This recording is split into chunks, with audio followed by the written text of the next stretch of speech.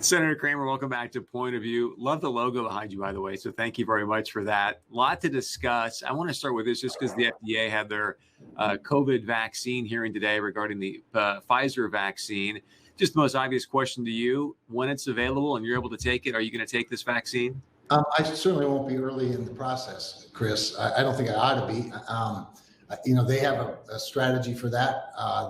Going after making sure that our most vulnerable and, of course, our healthcare workers are taken care of first. I frankly am not in a situation where I really would need it for quite some time. I don't think, given my age, my health, all the other factors that fit in.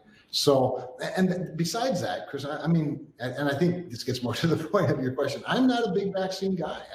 I've never taken a flu shot. The only people I know who've ever gotten the flu got it from taking a shot. And I know people deny that, but it's just not a coincidence. So I'm not paranoid, but I'm also not anxious to take a vaccine for something that we know so little about. No, thank you for being so candid. You talk to people in the medical world and they're like, oh, we've got to take the vaccines. And then I'm like, well, so anyways, I just wanted to see where you're at with that. So the people in North Dakota, let's talk about the COVID relief bill that you guys are trying to negotiate out. And I got to start with this because I hear it all the time. I know you do as well. People right now are struggling, paying rent, paying mortgage, putting food on the table.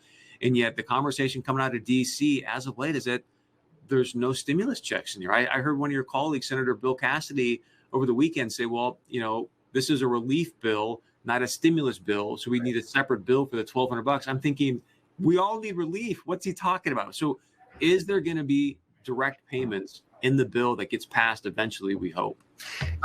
There may very well be, Chris. I don't think that will be part of any bill we pass in the next couple of weeks prior to Christmas, but everybody's bracing themselves for another round of this after the first of the year when there's new Congress. And but in the short run, the two bills that have been on the table and they're being negotiated, neither one of those two bills has direct payments. It's more focused on healthcare, the vaccine, education, local, state governments, and there may be some direct payments if the mayors and governors want to do that, and then unemployment benefits and then small business assistance. It's kind of the main focus. I can hear our audience, Senator, saying, and I'm not directing this at you, but all of your colleagues, who are you all listening to not put direct payments in this bill? It's $908 billion. And the fact that you can't put another $1,200 or $600 of direct payments in a $900, who are you listening to that you're going, I don't think we need to put another direct payment in there? Sure. Well, first of all, there's limited resources, but people should know that of the $908 billion that's being talked about, $160 billion of that is the direct payments to states and local governments. And that's one of the most hotly disputed pieces, to the point where Mitch McConnell, the majority leader, actually thinks we should take it out. The other real controversial piece of it is liability reform for universities and schools and healthcare providers and small businesses, large businesses, a temporary relief there. And that's what's the most difficult pill for Democrats to swallow. And so at this point, they're talking about taking that out and that $160 billion out. But what's important about that is that there's really about $600 billion now that's left over from the CARES Act that's unspent that would be rolled into this. So if let's just say it's a $908 billion bill, I mean, you're talking about a net increase of $308 billion at that point. Now, I do not want to undervalue $308 billion, but in the context of things, it's not nearly as much as some people might think. And so we've been fortunate to be able to get some of that money back from the Treasury Department and Treasury Department and the Federal Reserve and access PPP funds, for example. So I think there's some room there, but the unemployment benefits are pretty high priority for a lot of folks, as is the small business relief. And then, of course, money for the distribution of a vaccine and other treatments. Do you support the financing for the state and local governments? Okay, so that's a great way to put the question. It would not be in a package that I would come up with if I was the king. And it's never been in the package that twice got 52 votes, 52 Republican votes. The problem is, of course, our founders created this system where it's really hard to pass things, and we need Democrats. And so the $160 billion, am I willing to vote for a bill that has it? Yes, I am. Would it be my highest priority? It'd be my lowest. And I would trade that certainly for direct payments any day. So I'm sorry. So you would say, hey, I'd like to have direct payments and not bail out, because I got to tell you, it's going to burn people if you're suggesting that I'm going to use my tax dollars to now bail out Minneapolis because they couldn't do their job to protect their city, but yet there's not going to be any direct payments. That's going to make people just go, wait a second. It would, Chris, but remember that the alternative is not to have a bill. The alternative is not to have $300 a week extra for unemployment insurance, not to have another $300 billion for small business loans, not to have forgiveness for people that have already gotten a paycheck protection loan, not to have the money for the vaccines and the treatments and healthcare providers. And so it's never quite as easy. None of this is ever done in a vacuum. It's all in negotiation. Amen to that. So with that being said, I think I've asked you this before, but I didn't realize there was $600 billion left from the CARES Act. Since that money's already been allocated, doesn't President Trump have any authority to do an executive order and just tell Mnuchin to send out the payments? If he could, he would have. No. Okay. All right. And so no, he doesn't. The one thing the founders did make really clear in our Constitution is that all appropriating has to start with Congress. And frankly, in the CARES Act, a lot of things are buttoned down pretty tight. Okay. White House proposal does have $600 in direct payments. Is that dead on arrival? I don't know that it is, Chris. I mean, one thing about it, we can negotiate, and we have hearings, and we have the ad hoc committees as well as the standing committees, and all this debate swirls around, and you read about it, and you hear about it, and you watch it play out.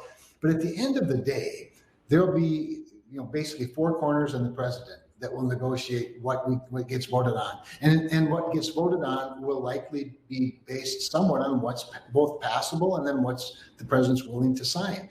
The problem is when you get to that point, when you've negotiated the best deal you can get, whether you're Nancy Pelosi or Chuck Schumer or Kevin McCarthy or Mitch McConnell or Donald Trump for that matter, when you've negotiated that down to whatever you can get done, then you're confronted with a choice of yes or no. And it would be hard to imagine that they end up being a no at that point.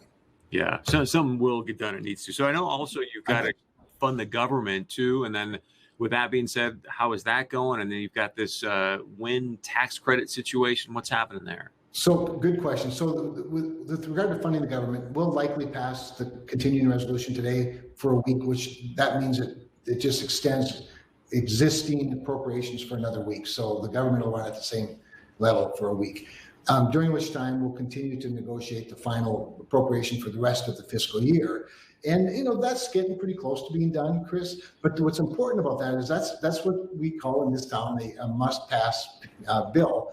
And that's why you'll see when the COVID relief package gets close to, done, it will become part of that larger package, and that changes the formula again, because all of a sudden there you have, I wanted this in the COVID bill, but I didn't get it, but they need that over in the big, the spending bill, so maybe I have a little more negotiating leverage. So that's why these things can get complicated at this point. It'll be driven somewhat by the calendar as well as, by the size of the package. But I think those two things, the COVID relief and the year-end spending bill, will get tied together, I believe, and they will be something that we'll take up next week. And the wind tax credits will stay? Well, okay, so great point. Not if I can help it.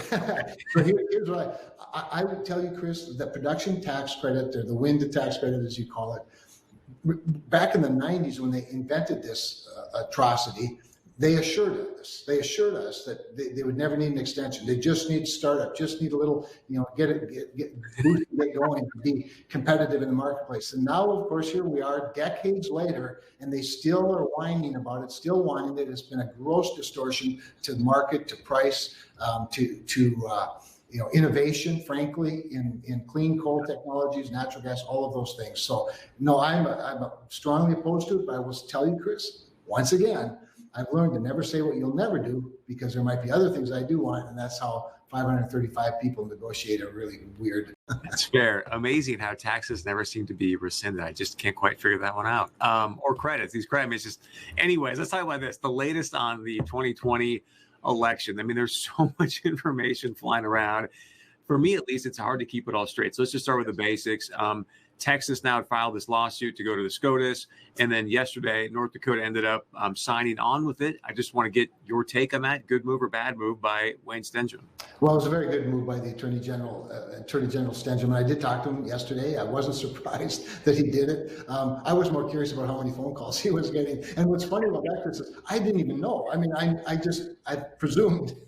So I called him. I said, I can't imagine. He sure enough, he told me. Anyway, all of that said, I think it was a very smart move on his part. And I think it was a smart move on Texas' part. And I think it's a smart move on all of the states that joined it and for the president, because it's the one way. And when I say the one way, joining a state suing other states under a constitutional question is the one way that if the Supreme Court takes it up, it can originate in the Supreme Court. That's critical, because if you go through the normal appeals process, the only record that's developed is the record that's created down at the lower courts. And the Supreme Court doesn't have the opportunity to hear from new witnesses or to hear firsthand information or seek discovery.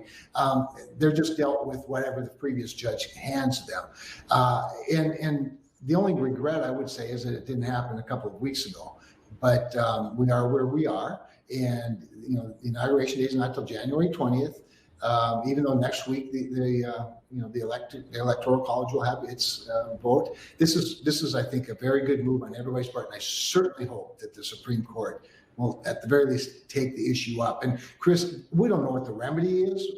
Maybe the remedy won't be something that I want or that Trump supporters want. We don't know that, but let's at least find out, and let's have a hearing on neutral turf. The other thing I just add to that, a lot of times it's easy to get really upset with a Republican in one of these swing states that's defending their state's honor. And I think, well, how do you watch that video, for example, if you're the elections officer or Secretary of State in Georgia and not be concerned? Well, our instinct sometimes is to stand up for our brother or stand up for our state in this case out of some sort of patriotic duty.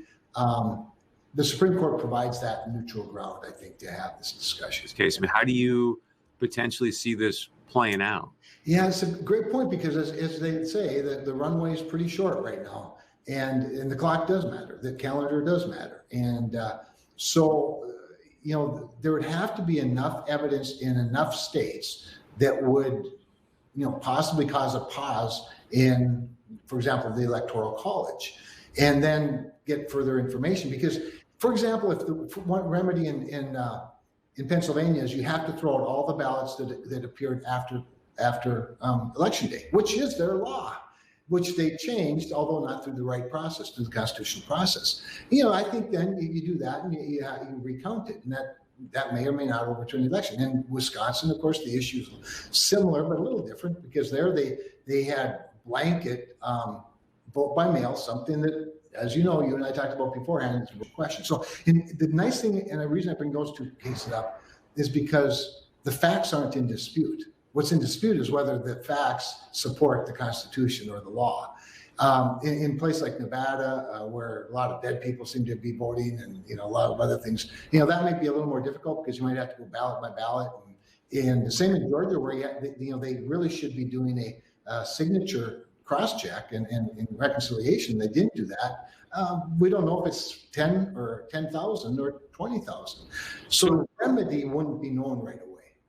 If the Supreme Court were to overturn this election, it just seems like this country would melt down. Yeah, but what's more important, getting it right or getting it done on time?